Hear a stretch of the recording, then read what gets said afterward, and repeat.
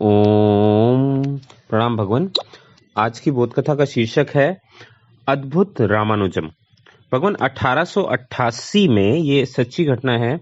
दक्षिण के एक छोटे से परिवार में एक व्यक्ति पैदा हुआ। पीछे तो वह विश्व विख्यात हुआ। उसका नाम था रामानुजम, जो बहुत ही गरीब ब्राह्मण घर का था और बहुत थोड़ी उसे शिक्षा मिली थी। लेकिन उस छोटे से गांव में भी बिना किसी विशेष शिक्षा के रामानुजम की प्रतिभा गणित के साथ अनूठी थी। जो लोग गणित जानते हैं उनका कहना है कि मनुष्य जाति के इतिहास में रामानुजम से बड़ा और विशिष्ट गणितज्ञ नहीं हुआ। बहुत बड़े बड़े गणितज्ञ हुए हैं, पर वे सब सुशिक्षित थे। उन्हें गणित का प्रशिक्षण मिला था। बड़े गणितज्ञों का साथ सत्संग उन्हें मिला था। वर्षों की उनकी तैयारी रही थी।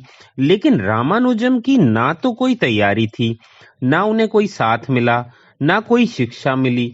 मैट्रिक भी रामानुजम पास नहीं हुआ और एक छोटे से दफ्तर में मुश्किल से उसको क्लर्की का काम मिला।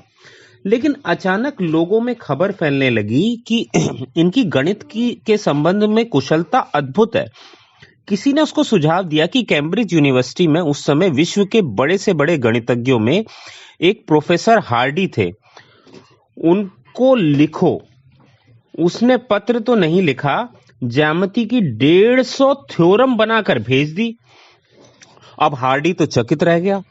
इतनी कम उम्र के व्यक्ति से इस तरह की ज्योमेट्री के सिद्धांतों का कोई अनुमान भी नहीं लगा सकता था।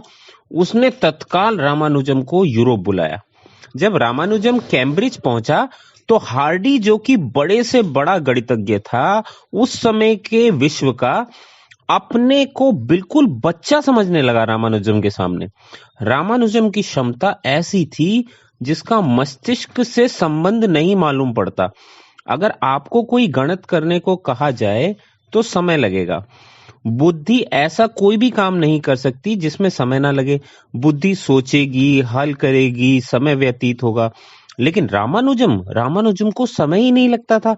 यहां आप तख्ते पर सवाल लिखेंगे, वहां रामानुजम उत्तर देना शुरू कर देगा। आप बोल भी ना पाएंगे पूरा और उत्तर आ जाएगा। बीच में समय का कोई व्यवधान ही नहीं होगा। बड़ी कठिनाई खड़ी हो गई, क्योंकि जिस सवाल को हल करने में बड़े से बड़े गणितज्ञ को 6 घंटे लगेंगे ही, फिर भी जरूरी नहीं है कि सही हो। उत्तर सही है या नहीं, इसे जांचने में फिर 6 घंटे उसे गुजारने पड़ेंगे। रामानुजम को सवाल दिया गया और वह उत्तर दे देंगे, जैसे सवाल में और उत्तर में कोई समय का क्षण भी व्यतीत नहीं होता। इससे एक बात तो सिद्ध हो गई कि रामानुजम बुद्धि के माध्यम से उत्तर नहीं दे रहे हैं। बुद्धि बहुत बड़ी नहीं है उसके पास। मैट्रिक में वह फेल हुआ था। कोई बुद्धिमत्ता का और लक्षण भी ना था। सामान्य जीवन में किसी चीज में भी कोई ऐसी बुद्धिमत्ता नहीं मालूम पड़ती थी, लेकिन बस गणित के संबंध में वह एकदम अति मानवीय था। मनुष्य से बहुत पार की घटना उसके जीवन में होती थी।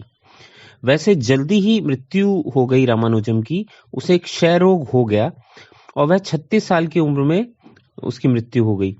जब वह बीमार होकर अस्पताल में पड़ा था तो हार्डी अपने 2-3 गणितज्ञ मित्रों के साथ उसे देखने गया था। उसके दरवाजे पर ही हार्डी ने कार रोकी और भीतर गया। कार का नंबर रामानुजम को दिखाई पड़ा। उसने हार्डी से कहा, आश्चर्यजनक है, आपकी कार का जो नंबर है ऐसा कोई आंकड़ा ही नहीं है। मनुष्य की गणित की व्यवस्था में यह आंकड़ा बहुत ही विशेष है, बड़ा खूबी वाला आंकड़ा है ये। उसने 4 विशेषताएं उस आंकड़े की बताई। अब रामानुजम की तो मृत्यु हो गई, लेकिन हार्डी को 6 महीने लगे वह पूरी विशेषता सिद्ध करने में। रामानुजम की तो आकस्मिक नजर ही पड़ गई। हार्डी को 6 महीने लगे, तब भी वह 3 ही विशेषताएं उस आंकड़े की सिद्ध कर पाए। चौथी विशेषता तो असिद्ध ही रह गई।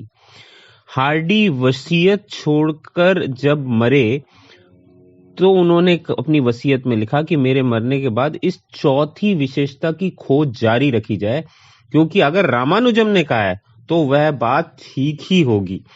और हार्डी की मृत्यु के 22 साल बाद वह चौथी घटना सही सिद्ध हो गई कि उसने ठीक ही कहा था।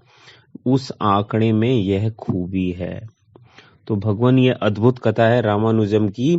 ये जो चौथी विशेषता असिद्ध रह गई थी हार्डी की, भगवान ये मुझे याद दिलाती है कि वो जो चौथी तुरीय है वो उसी के ही लिए सब हो रहा है। और जिस दिन वो चौथी तुरीय सिद्ध हो जाएगी उसी दिन काम बन जाएगा।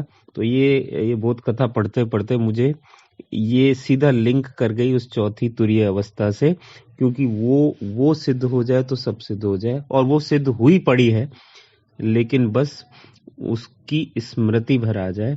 स्मृति लब्ध्या जो बोला है अर्जुन ने।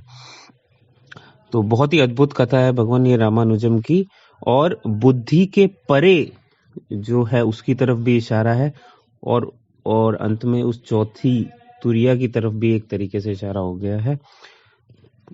आज इतना ही भगवान, धन्यवाद।